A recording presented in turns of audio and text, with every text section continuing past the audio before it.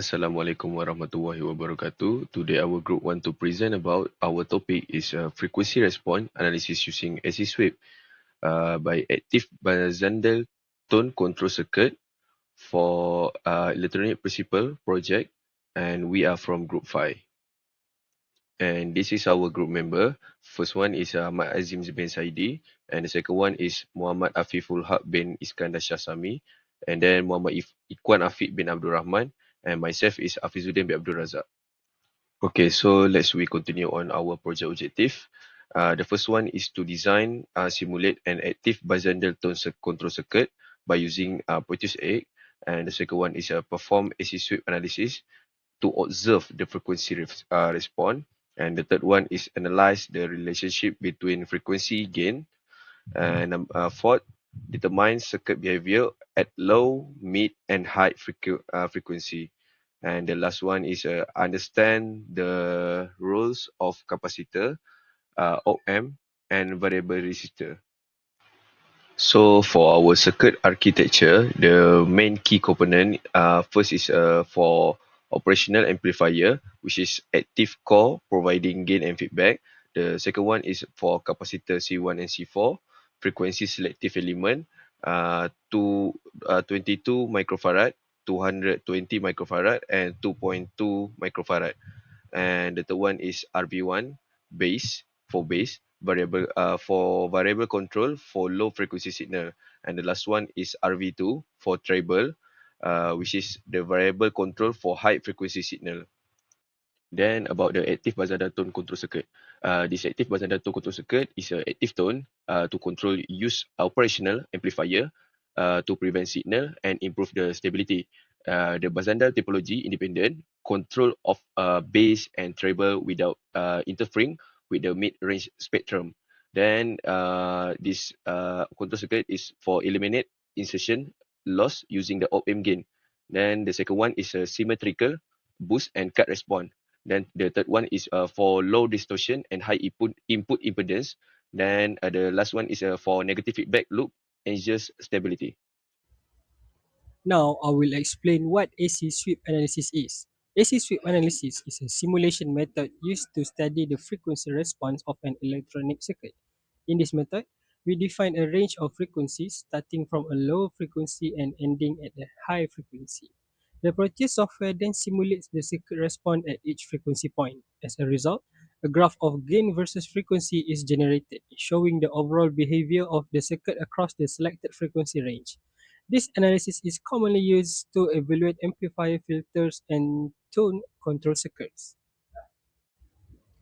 This slide presents the basic theory of frequency response. Firstly, voltage gain, represented by AV, is calculated by dividing the output voltage by the input voltage. Secondly, gain in decibels or dB is calculated using the formula 20 log base 10 of V out over V in. The decibel scale is useful because it allows us to analyze a wide range of frequencies more easily. Finally, the cut-off frequency occurs at the point where the gain decreases by 3 decibels from its maximum value. At this point, the output voltage becomes approximately 70.7% of the input voltage, which is also known as the half power point. This slide shows the complete circuit design of the active back-channel tone control circuit implemented in Proteus. The circuit consists of operational amplifier, capacitor, resistor, and two variable resistors, namely RV1 and RV2. RV1 controls the bass frequency while RV2 controls the treble frequencies. The op-amp provides amplifications and ensures stable operation through negative feedback. Now, these slides present the simulation result obtained from the AC sweep analysis. The graph illustrates the relationship between gain and frequency. By observing the graph, we can determine how effectively the circuit amplifies or attenuates signals at different frequencies. This helps us evaluate the performance of the back-channel tone control circuit. This graph shows the overall frequency response of the circuit obtained from the AC sweep analysis. From the graph, we can observe that the gain changed according to the two frequency indicating that the circuit successfully performs tone controls functions. The frequency response demonstrates how the circuit modify low and high frequency signals. Next, I will pass to my next presenter. Okay, for this simulation, RV1 is set to 0%, while RV2 is set to 50%. Since the base control is minimized, the low frequency gain is reduced. However, the treble remains at a moderate level. The graph shows that the circuit attenuates low frequency signals while maintaining average performance at higher frequencies. Okay, in this case, both RV1 and RV2 are set to 0%. As a result, both bass and treble frequencies are significantly reduced. The graph indicates lower gain across most frequencies, showing that the circuit operates in maximum attenuation mode. Here, RV1 remains at 0%, while RV2 is increased to 100%.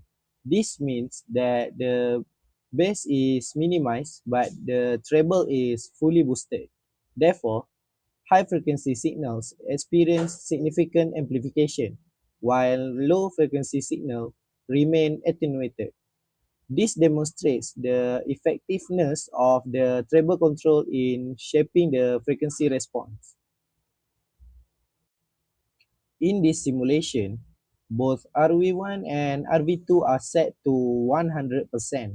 This configuration provides maximum boost for both bass and treble frequency. Consequently, the circuit produces the highest gain at both low and high frequency. The graph clearly shows enhanced amplification across a wide range of frequency. For this configuration, both RV1 and RV2 are adjusted to 50%. These settings provide a balanced frequency response with neither excessive boost or excessive attenuation. Therefore, this condition can be considered as a baseline or neutral setting for the tone control circuit. This slide summarizes the quantitative results obtained from simulations. The collected data allow us to compare the gain value under different RV1 and RV2 settings. By analyzing this value, we can clearly observe how the variable resistors influence the overall frequency response of the circuit.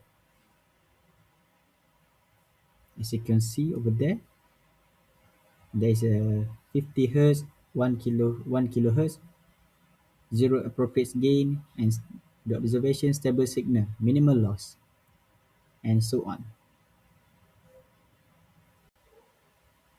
This slide explains the effect of RV1 and RV2 setting on the frequency response. RV1 mainly control the base frequency, while RV2 control the treble frequency.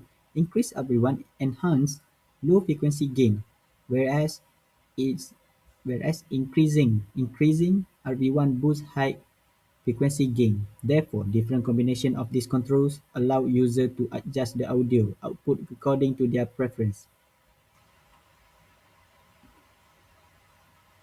Several recommendations can be proposed to improve this project. First, a physical prototype should be developed to validate the simulation result in the real-world conditions. Second, component value can be optimized to achieve better coverage across the audible frequency range from 20 Hz to 20 kHz. In addition, higher performance operational amplifiers such as NE5532, TL072, or OPA2134 can be used.